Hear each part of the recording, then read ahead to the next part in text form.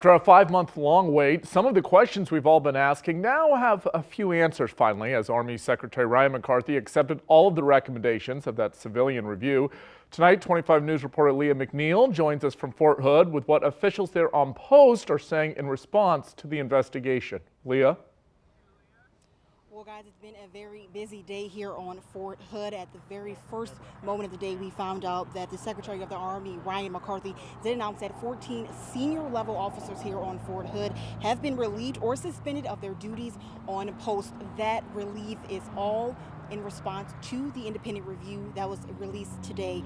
But 3 Corps and Lieutenant General Pat White did hold a press conference after the release of this review, but he declined to comment on the relief of some of these officials, but he did say his focus is on the soldiers as of now.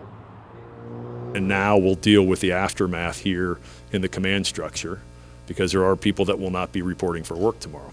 With 14 less people reporting for duty at Fort Hood tomorrow, Lieutenant General Pat White says it will be a noticeable difference, but his priority is to fix the flaws identified in the independent review. I told the Chief of Staff a few minutes ago, General McConville, I own this. And I'm going to get after it. The hopes of continuing to build trust throughout Fort Hood, Operation People First was launched. Focus on forming cohesive teams.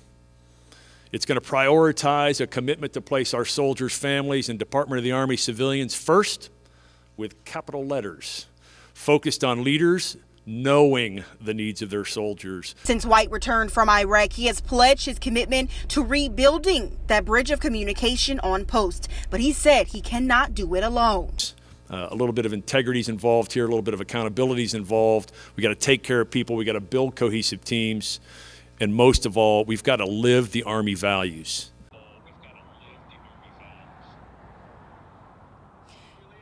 Now, one of the biggest things to come out of this independent review is the sexual assault and harassment claims that were unreported here on post. They actually reported that they conducted 647 individual interviews. 503 of those were women, and there were 59 cases that were unreported. Actually, after this presser that Lieutenant General Pat White was at, he actually spoke to 1,800 soldiers who were actually at a stadium here on post, and he said that after reading the review, it was one of the biggest disappointments he'd ever seen while being a part of the Army.